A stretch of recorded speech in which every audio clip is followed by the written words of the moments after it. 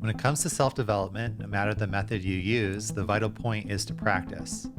If you're ready to transform your life and claim the potential inside of you, then you're in the right place. Welcome to The Vital Point. I'm your host, Jonathan Schecter.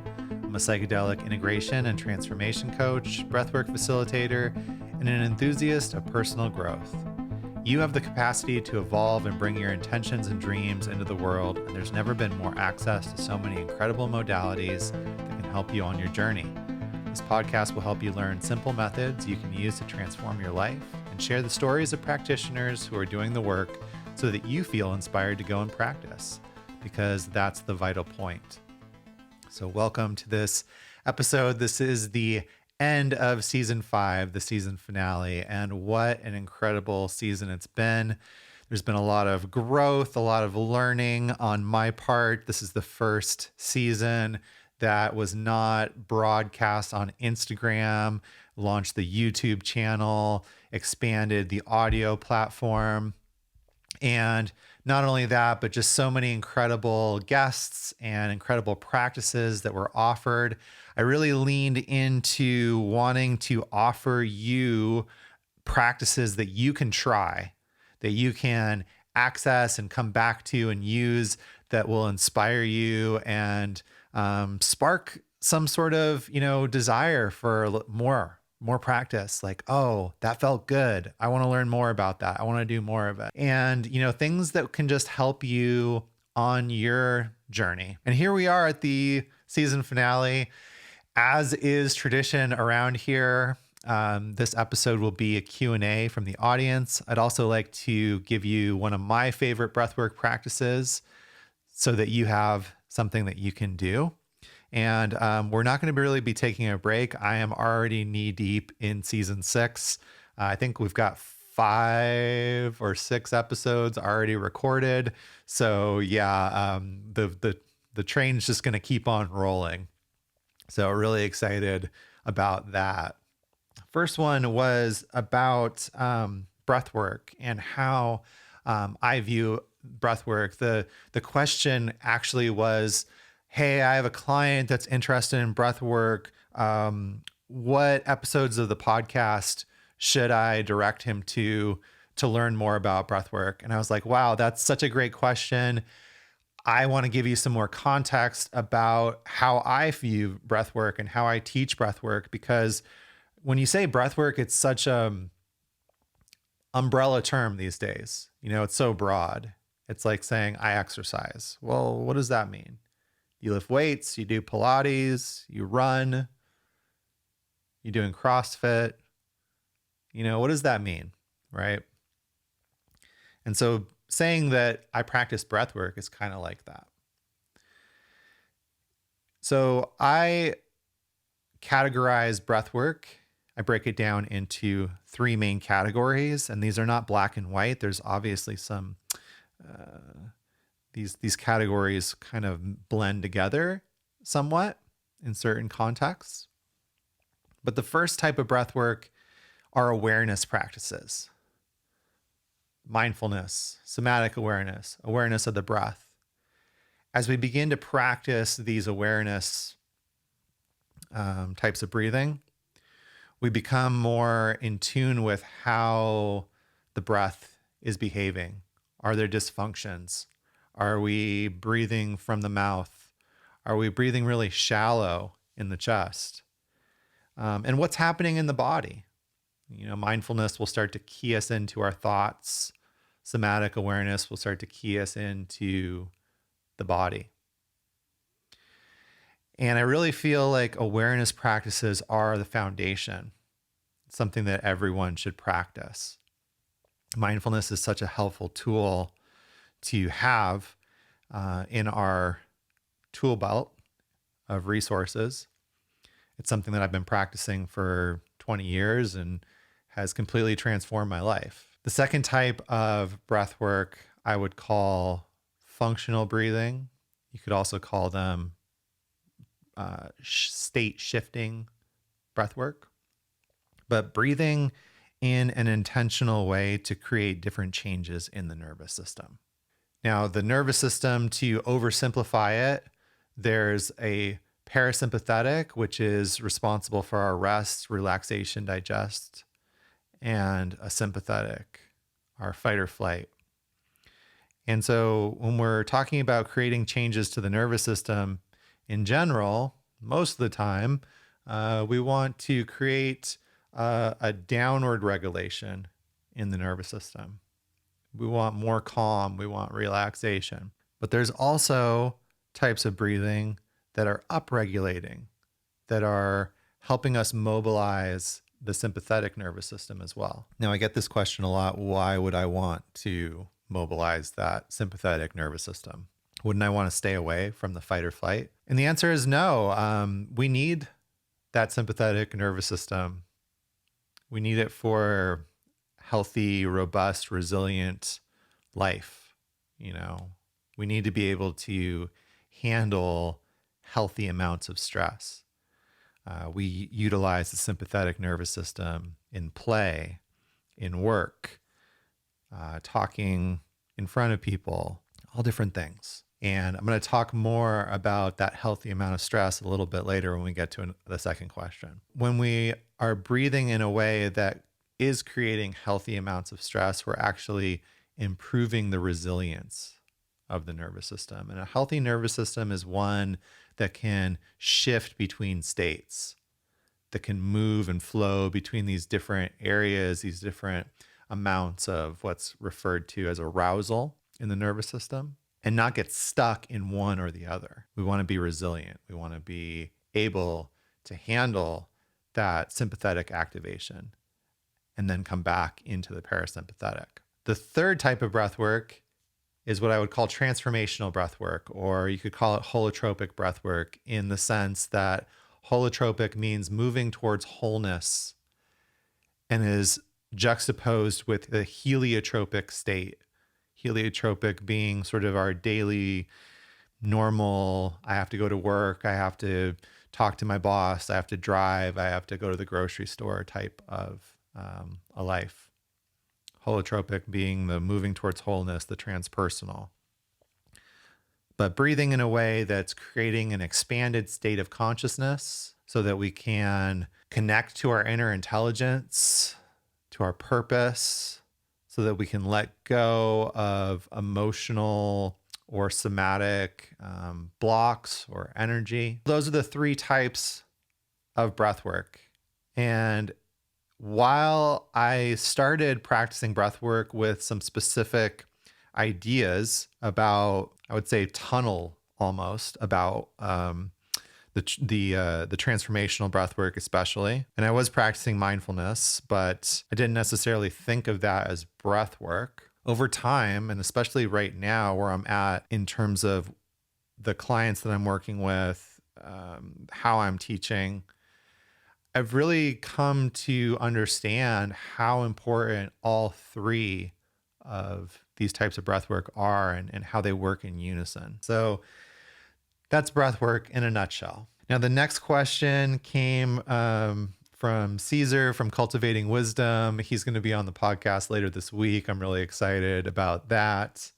And if you guys aren't aware of Cultivating Wisdom, check them out on Instagram. It's a really great brand with a really important mission. But Caesar asked, what are the differences between ice baths and cold showers? When we're talking about cold exposure, when we're talking about ice baths or cold showers, I think there's a difference in our intention. See, a lot of people will talk about cold exposure, the benefits of cold exposure from a health perspective.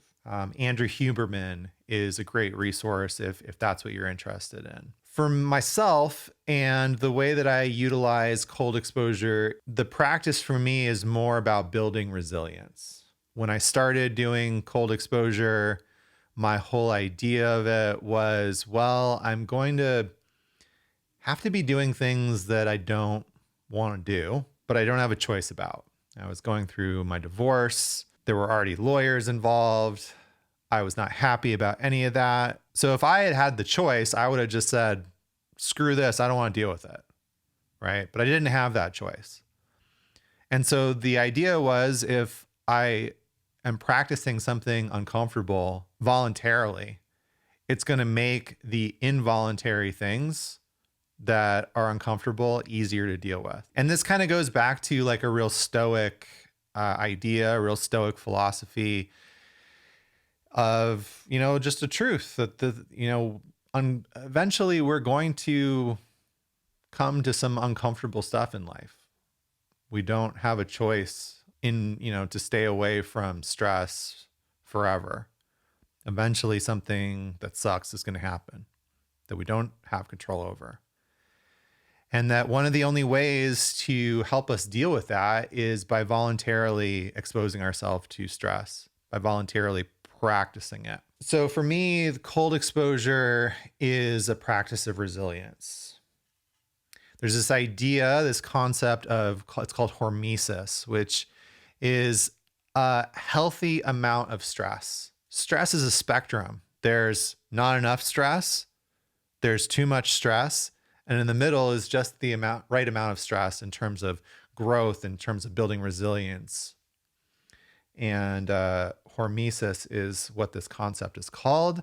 And doing cold exposure can be a wonderful way of building that resilience. The other thing that I've noticed in my own work and working with clients in terms of cold exposure is that the observation that oftentimes we're not approaching cold exposure in a very healthy way. We're approaching it in this very machismo, macho way of like trying to tough it out and trying to do the most and like being this over masculine, energetic experience. What happens when we encounter this energy, when we are getting overwhelmed, our system is being overwhelmed, right? We're not doing something to a healthy amount of stress. We're taking it a step further. And what happens during that process is either we say, F that and get out of the cold plunge, get out of the cold shower. We move away from it. We flight, or we shut down. We start to dissociate. Last year, I was doing a retreat where I was facilitating ice bath experience for all the retreat participants. And there was a guy there that did jujitsu, ex-military, and we were talking about cold plunging. And I said, so, how long do you usually stay in for? And he was like, oh, like 8 to 10 minutes. And I was like, wow, that's a lot. We did the process together, and most of the other participants were, new to the practice. So I said, let's stay in for 2 minutes. And if you feel okay after 2 minutes, we'll stay in for 1 more minute, but you can get out whenever you want. And I brought presence and mindfulness and groundedness to the practice. Before they got in, we, smudged them. We used sound.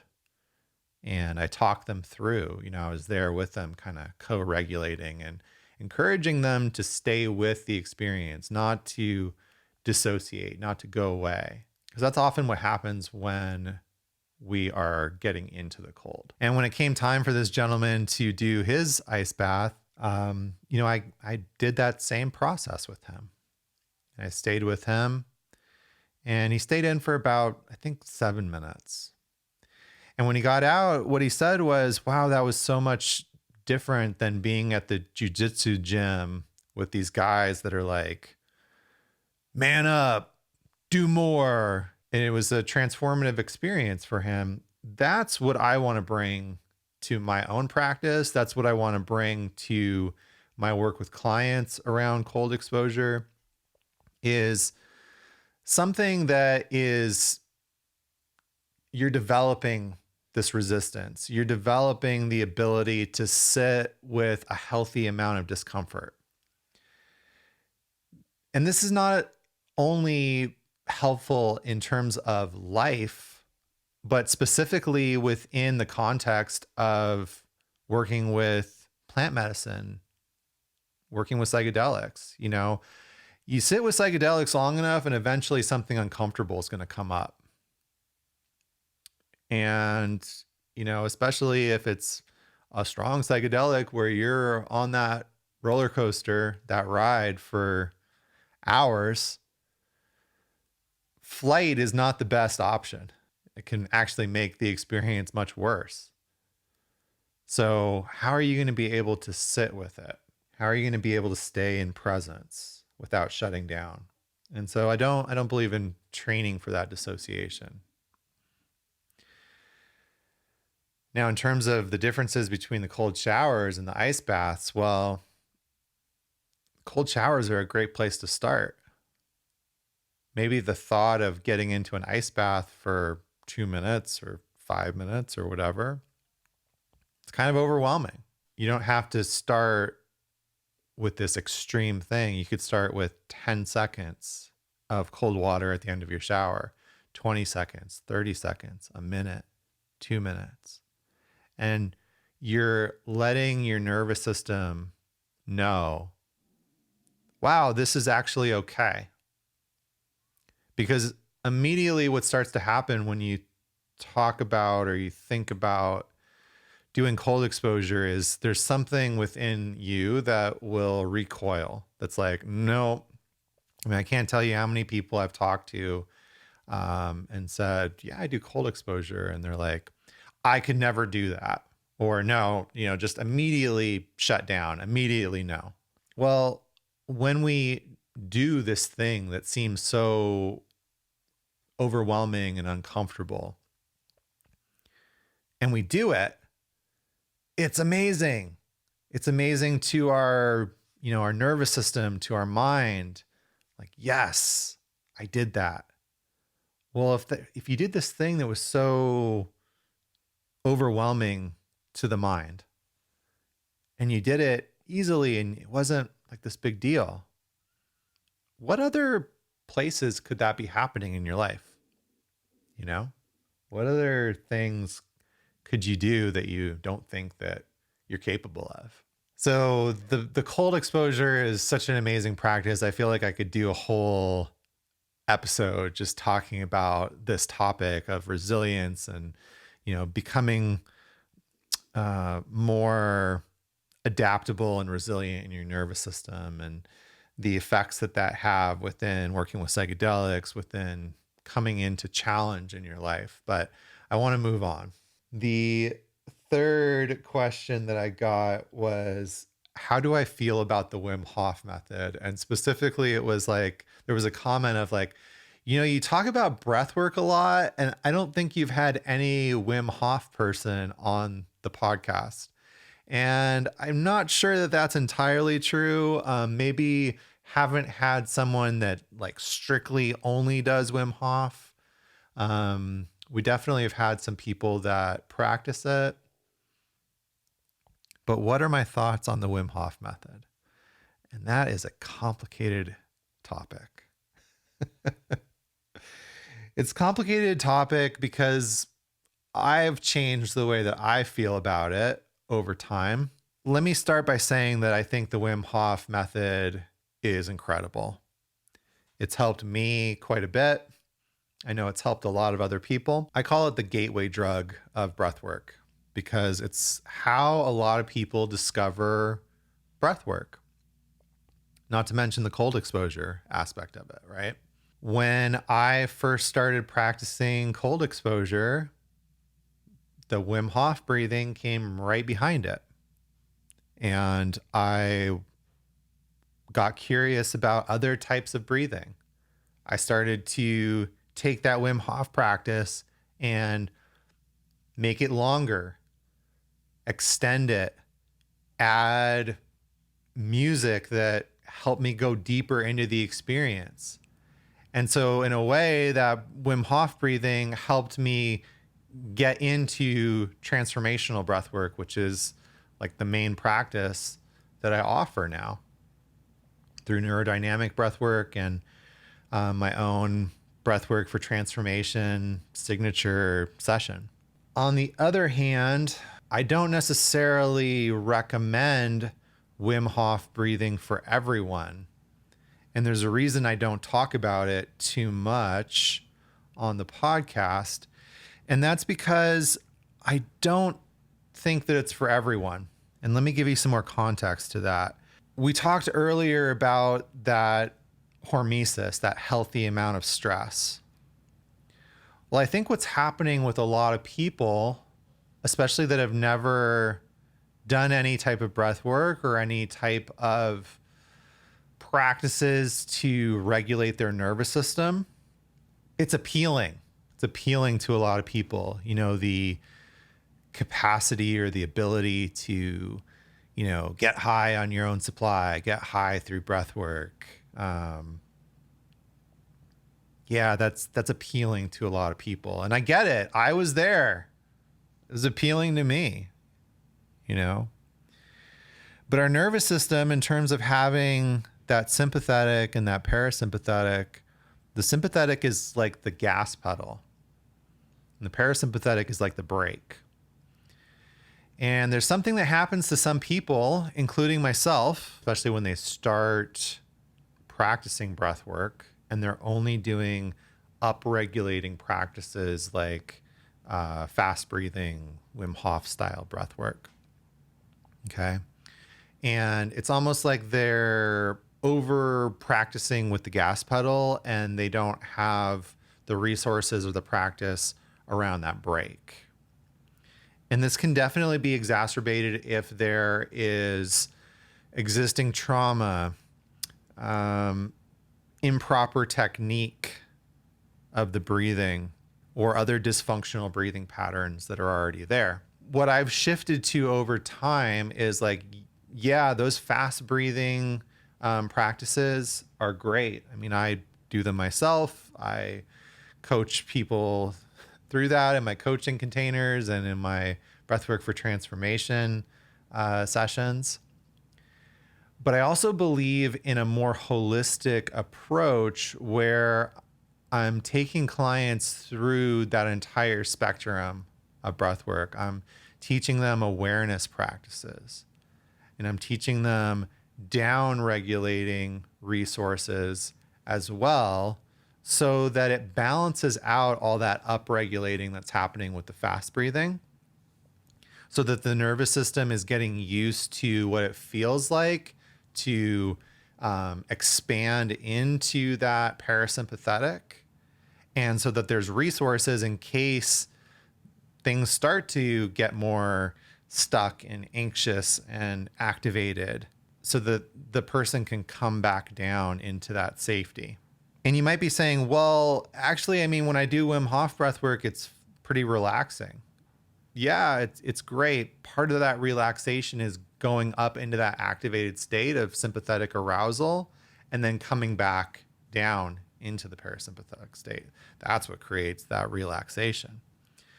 And if that's where you're at, that's great. But what I'm saying is that sometimes when we are sort of overusing that gas, it can get stuck. We can kind of get the nervous system used to being in that state too much. And especially when we're talking about learning something from YouTube, or, not having the direct feedback from a coach. Oftentimes what I see is people breathing up in the chest too much, especially as they breathe faster and faster. If they're breathing slow, it might be in the diaphragm. But when that speed increases because they don't have the technique suffers and they start to breathe more into the chest, more of a hyperventilating breath. Or they're just breathing too fast in general, like they don't need to breathe that fast. So these things kind of exacerbate that, or they're breathing out too forcefully rather than focusing on letting the breath go. So there's a difference between and. So when you're doing fast breathing practices, focus on letting the breath go rather than forcefully pushing the air out. And this is where working with a coach can be really helpful. So yeah, that's my complicated relationship with Wim Hof breathwork. Okay. So, to close out this episode, since we've been talking about the contrast between the nervous regulating breath work, what I would call slow breath work, and the faster Wim Hof style breath work, I'd like to offer one of my favorite types of breathing. This is heart coherence, heart resonance breathing. There's lots of different names for it. If you're familiar with the book Breath by James Nestor, he talks about this breath being the optimal way for us to breathe. And it's basically slowing the breath down to about 6 breaths per minute, inhaling for 5 seconds, exhaling for 5 seconds. We want to breathe in through the nose at the very least. And depending on where you're at in your practice, you can exhale through the mouth. You can exhale through the nose if it feels right. What happens a lot of the time when we start this practice, and I do this practice daily, and it actually happens to me too for the first few breaths, is we feel like we need to expand as much as possible to be able to breathe in for 5 seconds and out for 5 seconds. As we continue the practice, it's more about the speed of our inhale and our exhale rather than trying to expand the lungs as much as possible so that we can get enough air to exhale for 5 seconds. It's an important distinction, and it actually helps to deepen the practice and helps to regulate the nervous system. So let's go ahead and practice some together and just find a nice place to sit down. You can lay down if you'd like. We're going to breathe in through the nose and try breathing out through the nose, but you can breathe out through the mouth. In for 5 seconds, out for 5 seconds. So just getting ready, breathing in and out. Breathing in, 2, 3, 4, 5. Out, 2, 3, 4, 5.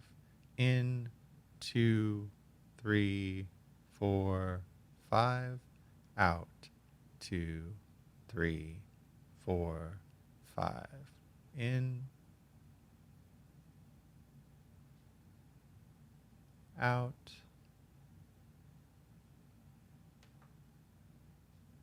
in, out, in, 2, 3, 4, 5, out, 2, 3, 4, 5, in, 2, 3, 4, 5, out, 2, 3, 4, 5.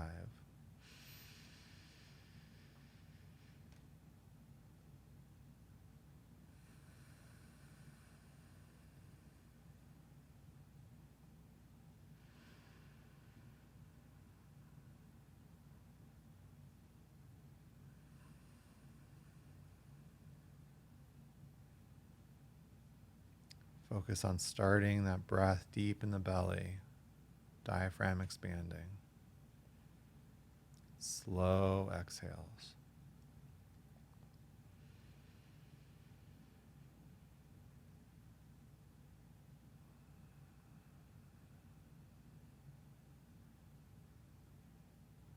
If this is too hard to breathe in and out for 5, find a pocket that works for you by equal amounts of inhale and exhale.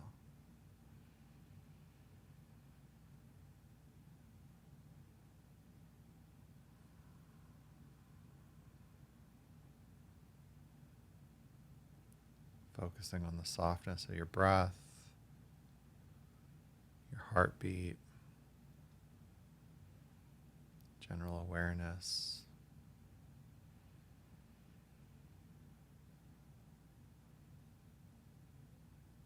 This practice is going to slow the heart rate down, lower blood pressure. It helps me sleep.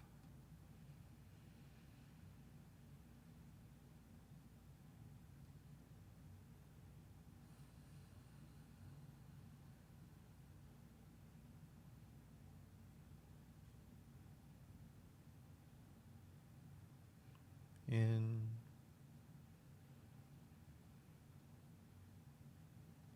out, in,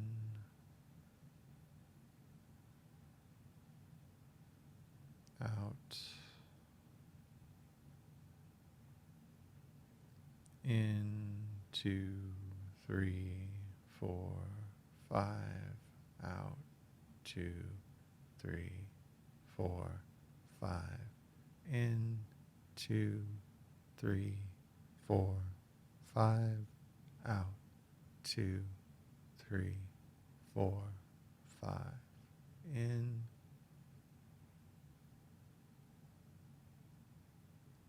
out,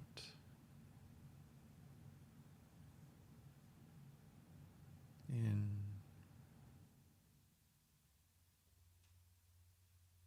out,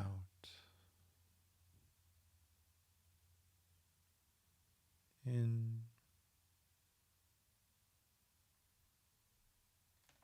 out,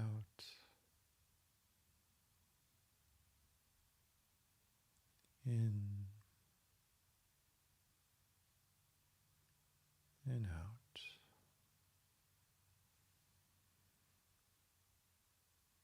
in,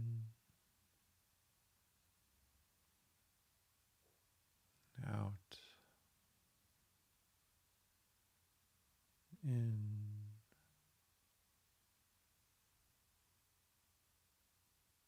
and out. And one more time, breathing in and out.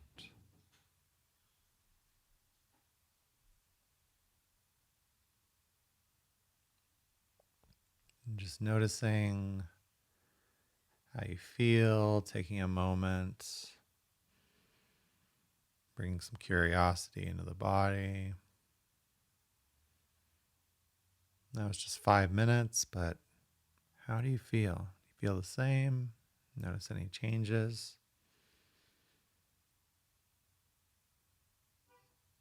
And so I would recommend starting this practice. You can just do 5 minutes like that every day. I like to practice this at night before I go to bed. I do 30 minutes, and it's been really transformative to my nervous system. It's really helped with tachycardia that I was getting. And so I hope that you enjoy this practice as well.